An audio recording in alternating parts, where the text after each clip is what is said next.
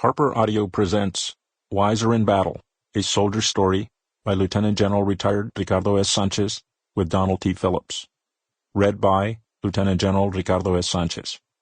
Copyright 2008 by Lieutenant General Ricardo S. Sanchez. Production and abridgment copyright 2008 by HarperCollins Publishers.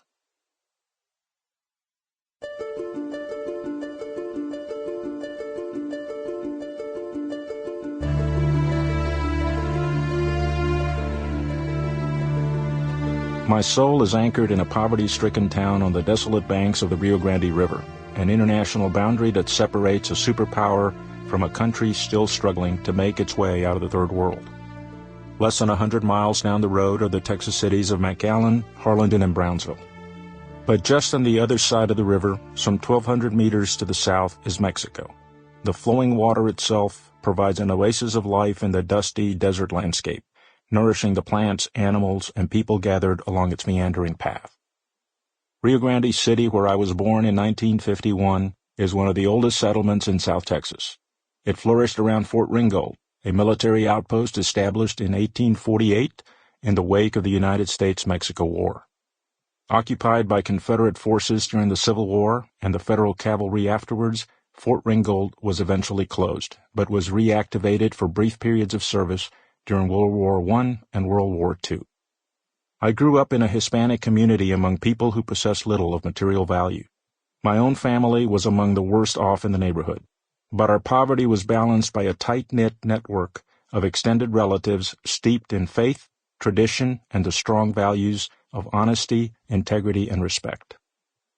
My father, Domingo Sanchez, was the son of a baker who had emigrated to Rio Grande City from Camargo, Mexico, directly across the river, at the turn of the century.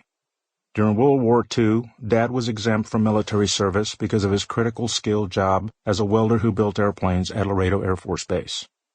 After the war ended, he returned to Rio Grande City.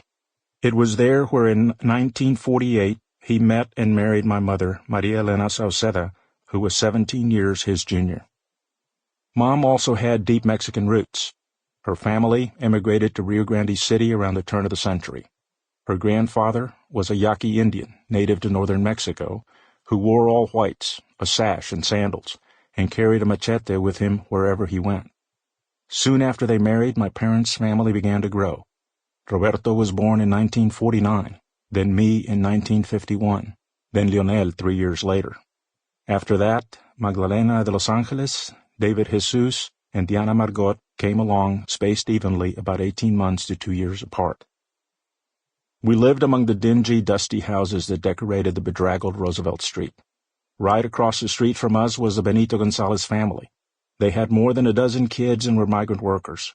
Because their family needed money, the Gonzalez kids left school around the age of 12 or 13 and went to work full-time. The first house we lived in was an old military barracks that my dad bought dirt cheap from one of the former World War II camps.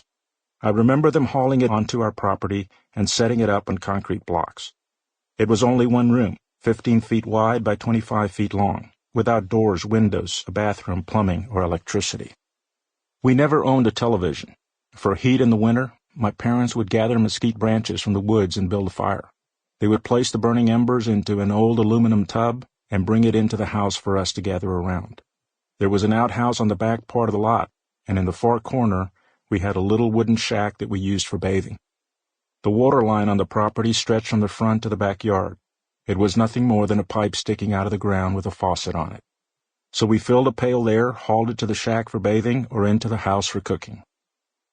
Because my dad earned very little as a welder, we were on welfare during most of my youth.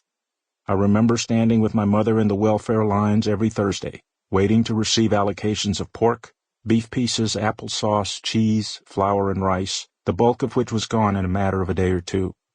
Then, we were back to our normal staples of beans and rice.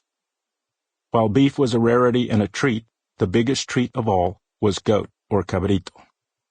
Every once in a while, my father would buy one and I'd help him slaughter it in the backyard.